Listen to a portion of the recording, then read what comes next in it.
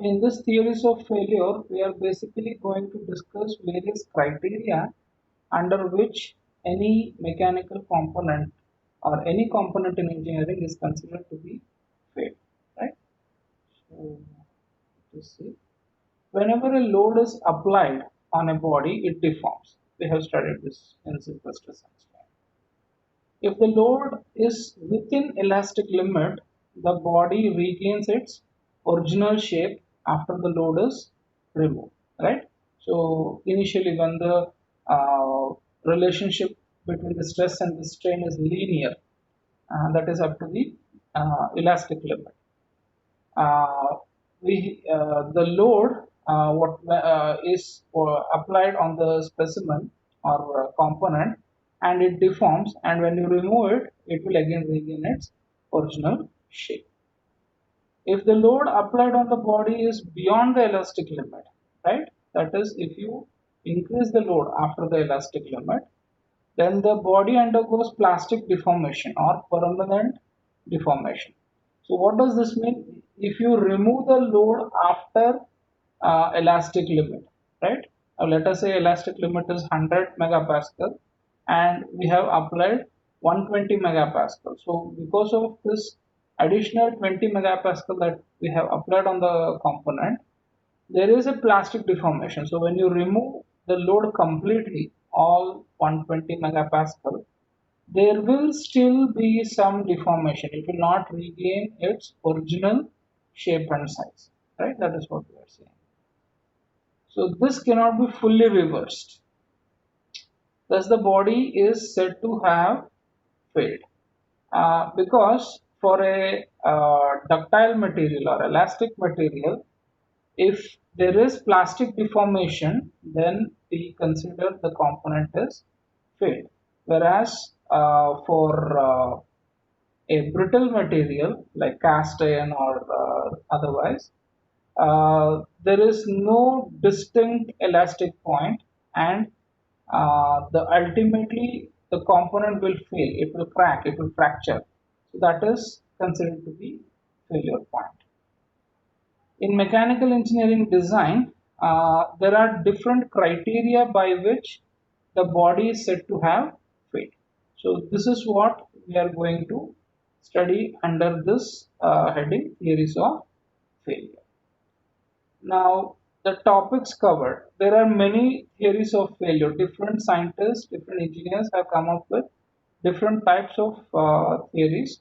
So the ones which we are going to discuss in this particular unit are maximum principal stress theory, maximum shear stress theory, maximum distortion energy theory, maximum principal strain theory, and maximum strain energy theory. Now, what these theories basically are talking about, if you want to put it in a nutshell, is each of these theories say that the particular name that is there in these theories are the criteria for the failure of the component, right? So we will discuss this in detail.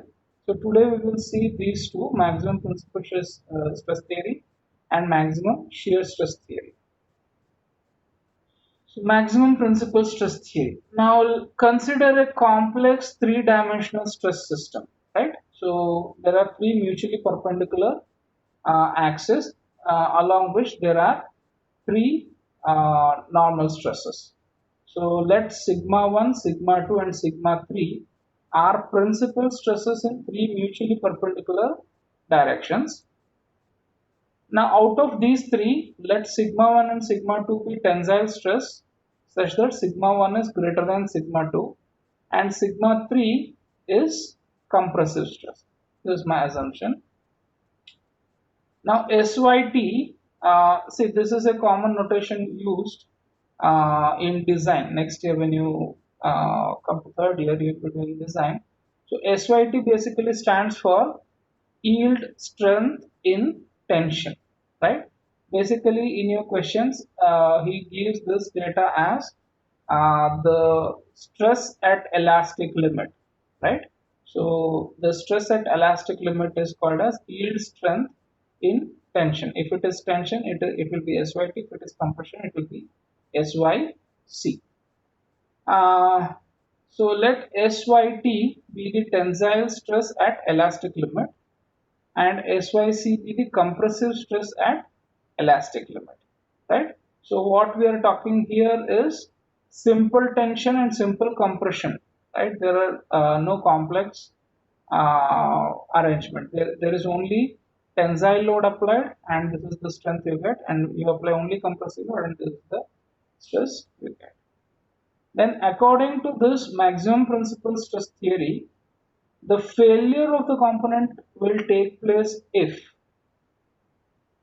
uh, the maximum principal stress, that is sigma 1 and sigma 2, out of which sigma 1 is greater than sigma 2, is greater than or equal to the yield strength in tension, or sigma 3 is greater than or equal to yield strength in compression, right? If either of these condition is true, then we can say that the component has failed according to maximum principal stress theory. This is the oldest theory of failure and is known as Rankine's theory.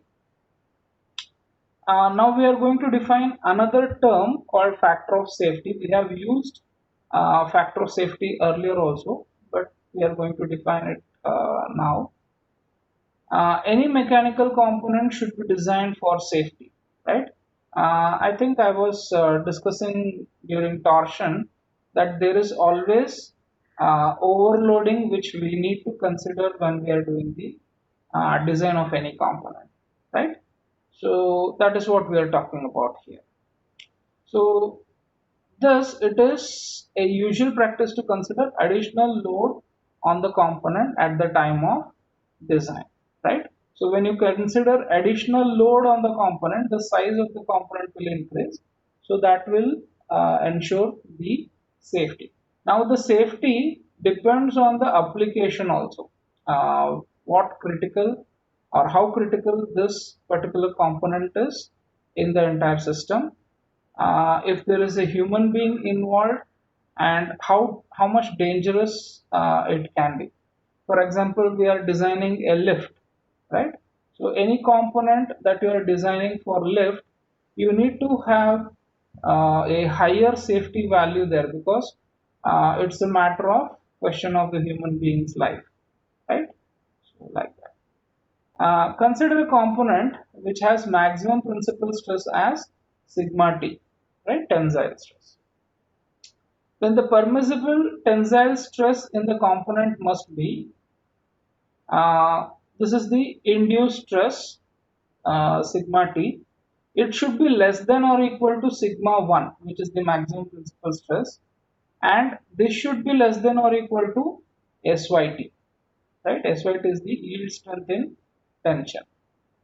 Or I can say sigma t is equal to sigma 1, and that should be equal to SYT by factor of safety, right?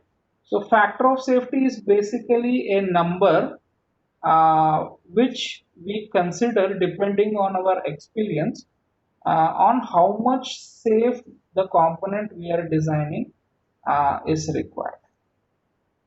Now we will see the maximum shear stress theory. Uh, Similar to maximum normal stress theory, principal stress theory, here we are considering that the failure of the component is based on the maximum shear stress. That is the difference. So sigma 1 and sigma 2 are the major and minor principal stresses. The maximum shear stress is given by tau max is equal to half sigma 1 minus sigma 2. Right? We have discussed this in the previous section. In case of simple tension means the tensile test that we have performed. And at elastic limit, the principal stresses will be SYT, comma 0. Means in along the axial direction, the stress will be SYT. Along the diametrical direction or lateral direction, the stress will be zero because there is only tensile load being applied. Therefore, maximum shear stress will be tau max is equal to 1 by 2 sigma yt minus 0 or sigma yt by 2. Now, for failure of the material, according to maximum shear stress theory, sigma 1 minus sigma 2 by 2, right, should be greater than or equal to syt by 2, and this syt by 2 is also called as yield strength in shear, right, or sigma 1 minus sigma 2 should be greater than or equal to syt. The permissible stress sigma t should be less than or equal to SSY, or sigma t is equal to SSY by factor of safety, right? So this is the maximum shear stress theory.